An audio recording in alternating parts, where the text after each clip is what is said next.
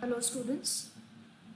Students, by far in this chapter of control and coordination, we have completed about all the nervous system in our body. We have studied about all the nervous system, that is central nervous system, peripheral, and then the autonomous nervous system.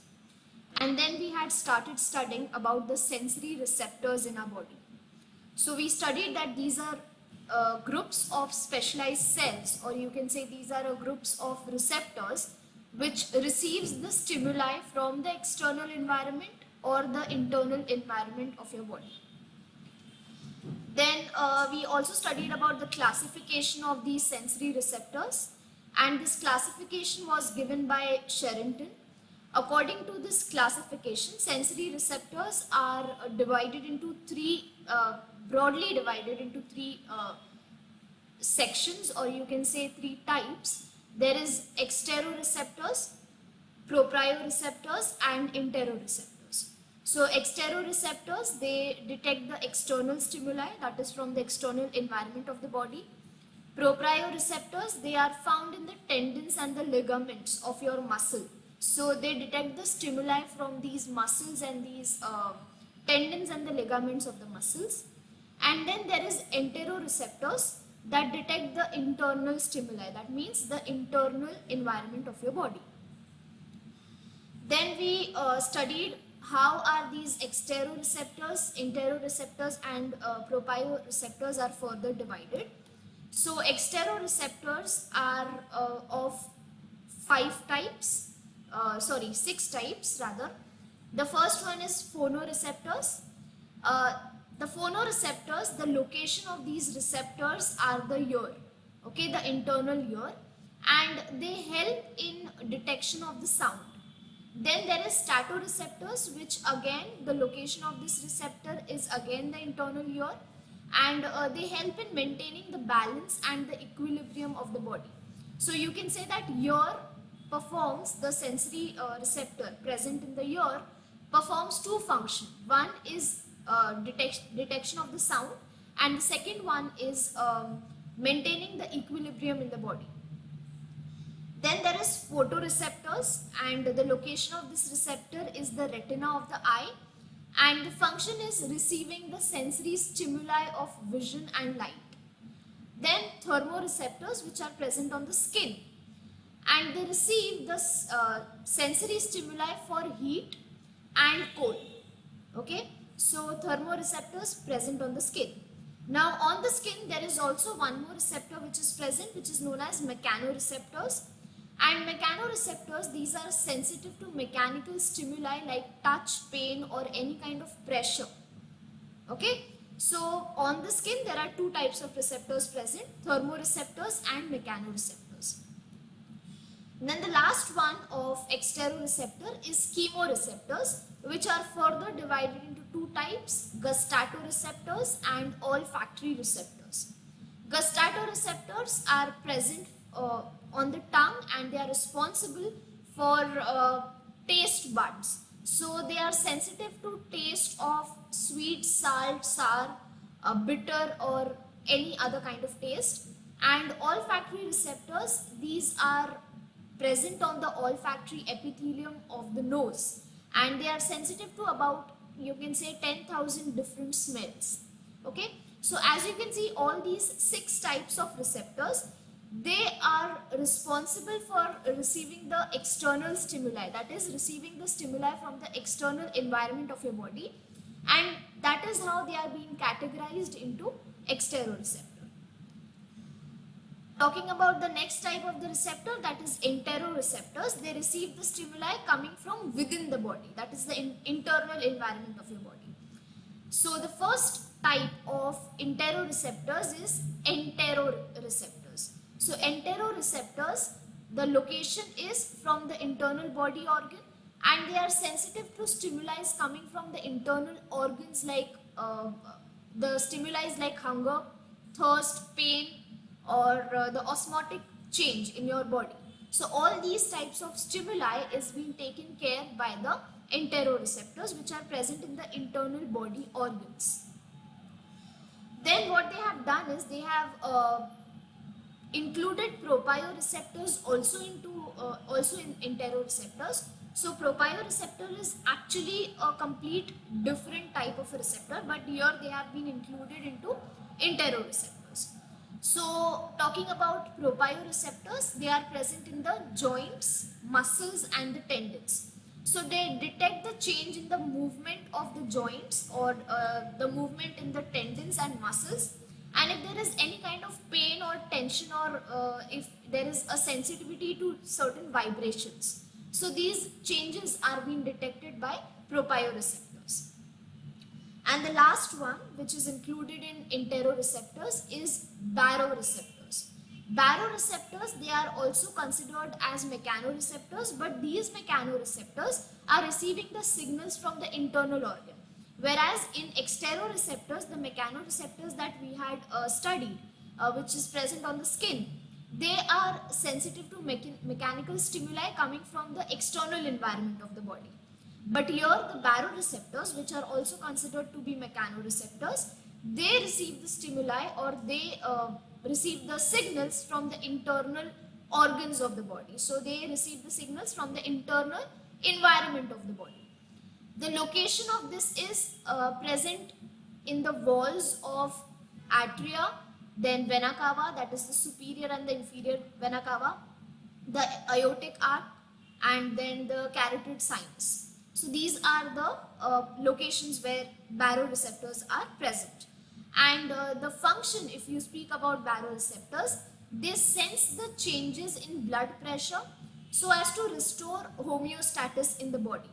Okay, so this is the function of baroreceptors. So these are the types of receptors that we have studied in the previous part.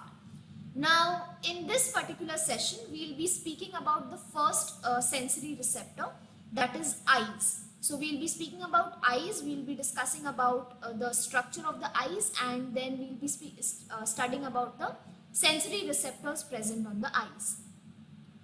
So before we get on to the sensory receptors, let us see certain basic characteristic of the eye.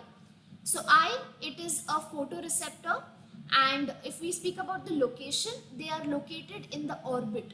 Now when we say they are located in the orbit, orbit is nothing but the skull, the sockets which are present in the skull. So if you have seen the outer structure of the skull, there are two sockets in which these eyes are being located.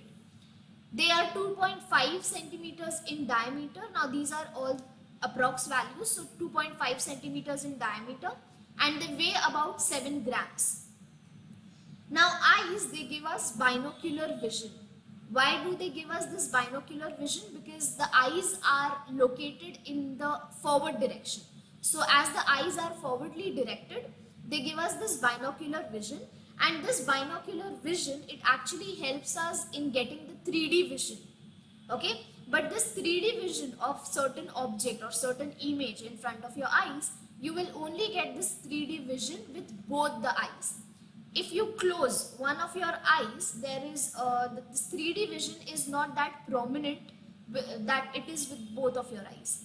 So the binocular vision, it helps us in getting this 3D vision of certain picture or certain object in front of you.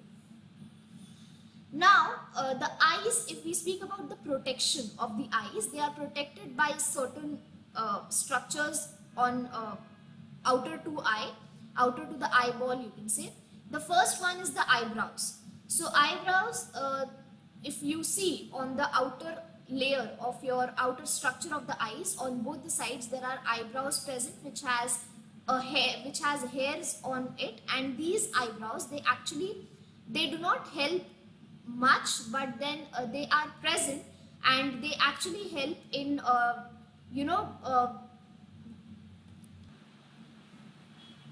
so the eyebrows which are present on the outer structure of your eyes, the hair on the eyebrows, they prevent the entry of any kind of dust particles or other substances directly into your eyes. So as I told you all previously as well, that eyebrows, they do not help much, but then still they are there to prevent to a certain limit.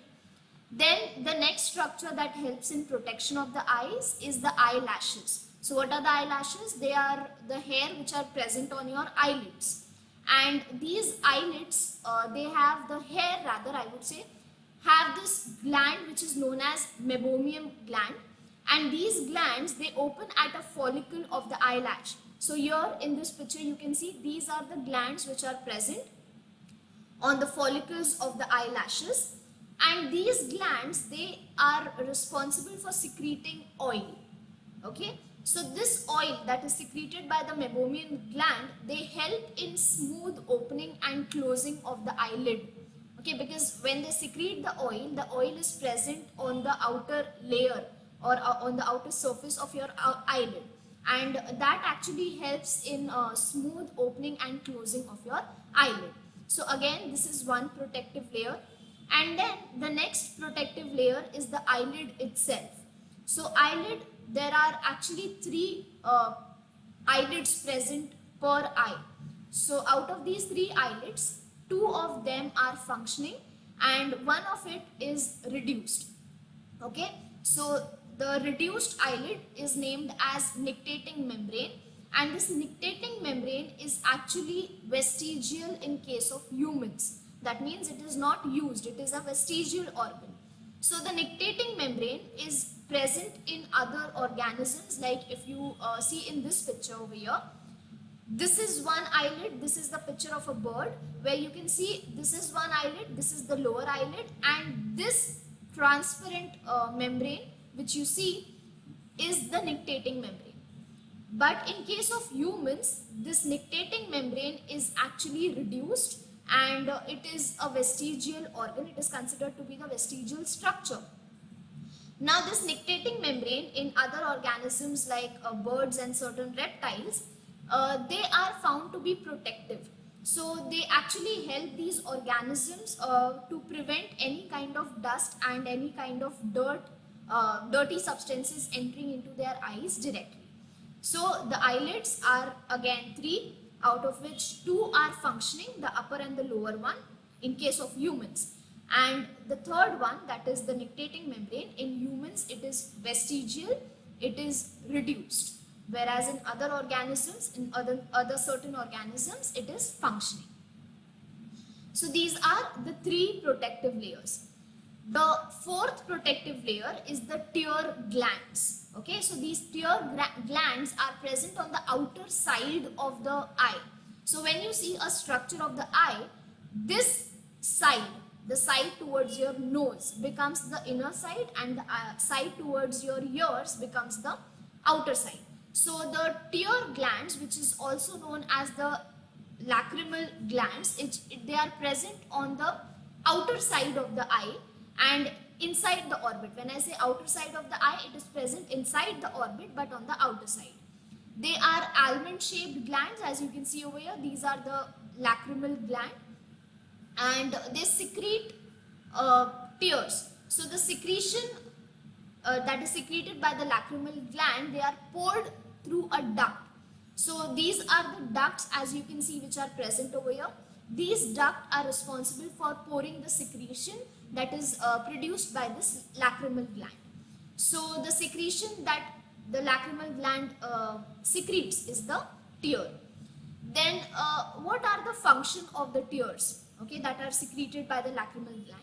There are several functions. So the first function is it has lysosomes. Lysosomes are bactericidal substances, so they prevent any kind of bacterial infections to the eye.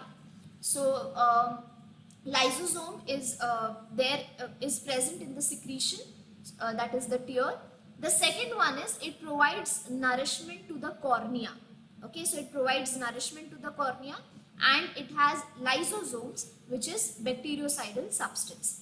Now the tear that is collected by a sac-like structure known as lacrimal sac. Okay, so the tear is collected by a sac-like structure which is known as lacrimal sac. So this is the lacrimal sac. Now excessive tear is collected by this structure over here. Now this lacrimal sac or the gland, it has two openings to collect this secretion. Here if you see, there is this opening which is known as the superior canaliculus, and the lower one is known as inferior canaliculus. So these are the two openings which actually collect the extra secretion from the lacrimal glands. So the glands has two openings which are collecting the secretions. Now the sac, this sac or this tube-like structure, it is a tube-like structure itself, and it opens into the buccal cavity. That means it opens in the nose, and this structure is known as nasolacrimal duct. Okay, so that is the reason when you put certain eye drop in your eyes, after sometimes you start tasting it into your throat or into your mouth. Why is this happening? Because the extra secretion is collected by these duct, and they are being poured into your nasolacrimal duct and then directly into your throat, into your buccal cavity. So that is how the bitter taste that you observe after you put an eye drop is because of these secretions. So this is lacrimal gland. So here we have studied about all the protective layers. The first one was eyebrows, then the eyelashes, eyelids, and the lacrimal glands. Next, let us study about the structure of the human eye. Okay, so here we will be starting with the structure of the human eye. Now the walls of the eyeball is made up of three layers. Okay, the first layer is sclera, the second one is choroid, and the third one is retina. So we will be studying about all these layers in detail. Now the outermost layer is the fibrous tunic, and it is made up of collagen or white fiber. So this outer layer that you see is made up of collagen or the white fiber.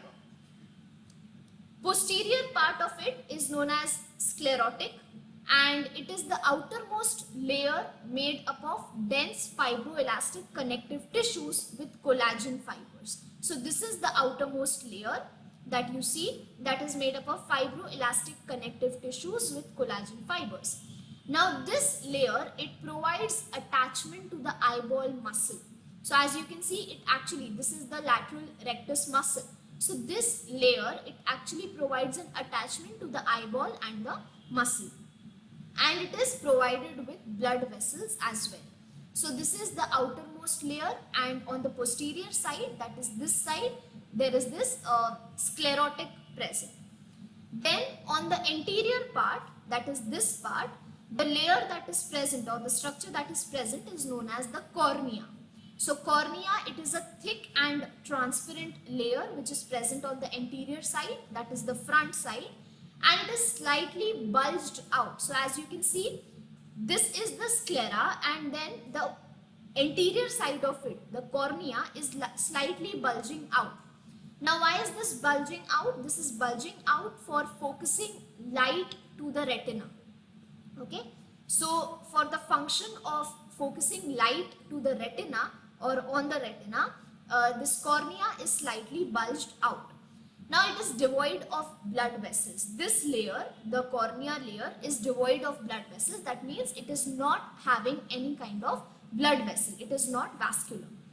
It is nourished by aqueous humor and by lacrimal secretion. So in the previous slide, we have studied about the lacrimal secretion that is secreted by the lacrimal glands. So this cornea, it is nourished by the lacrimal secretion, and the second one is the aqueous humor which is present over here.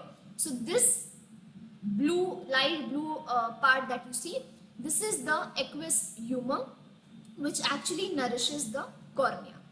Now the exposed part of the sclera and the entire cornea are covered by a transparent membranous covering called conjunctiva.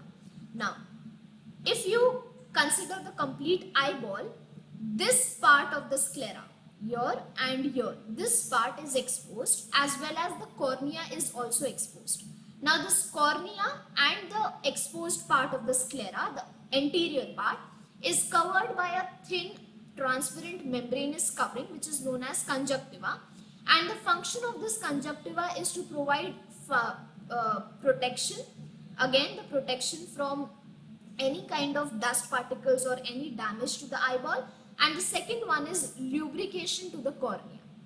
Okay, so these are the two functions which are responsible, which are conducted by conjunctiva. So this is about the anterior and the posterior part of the eyeball. Next, studying about the next layer, that is the choroid. So we have studied about sclera. Now we are studying about the second layer of the eyeball, that is choroid. Choroid, that is also known as uvea. This is the middle vascular and pigmented layer. Okay, so it is the middle layer, it is vascular. When we say vascular, it is nourished by blood vessels and it is a pigmented layer. Now it is also known as incomplete layer. We'll see why is it called incomplete layer.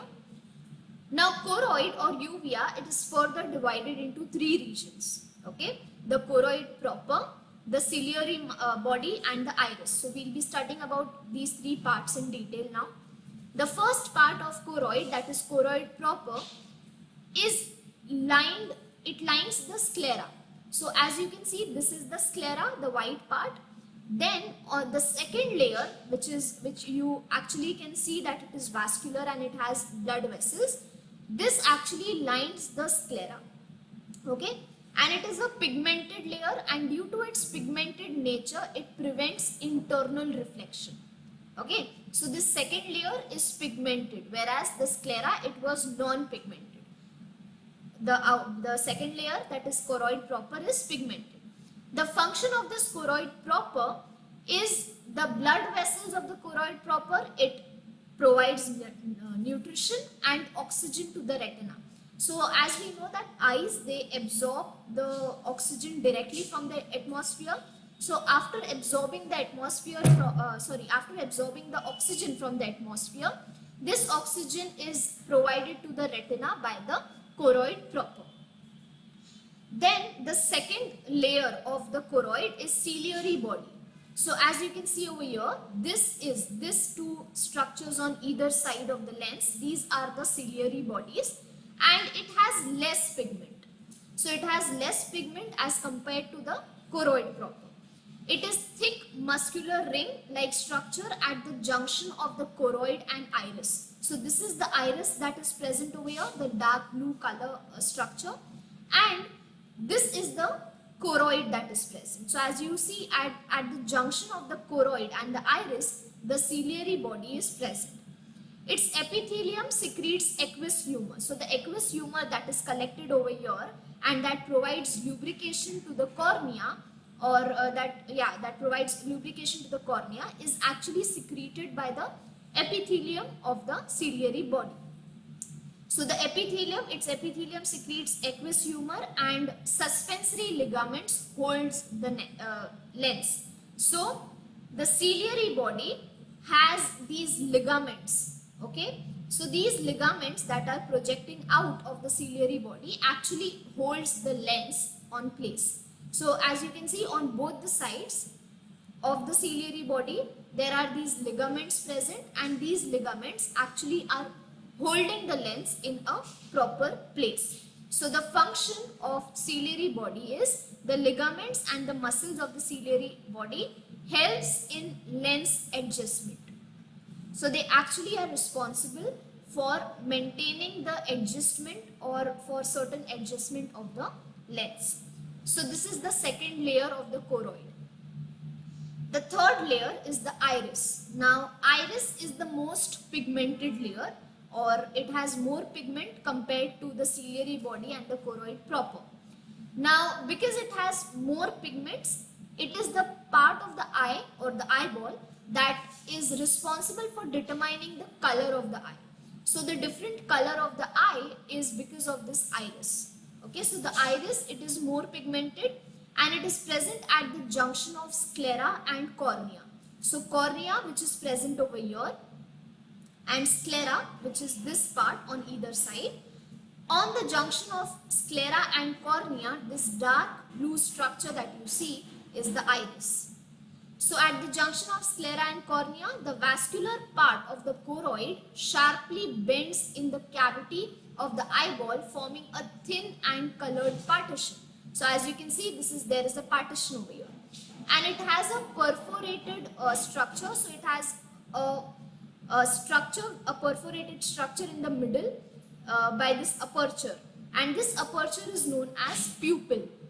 Okay, so just behind the iris, you can say there is this pupil present. So this is the pupil, and this pupil, it functions as, it actually lets the light enter into the eye, and it also helps in dilating and constricting the eye.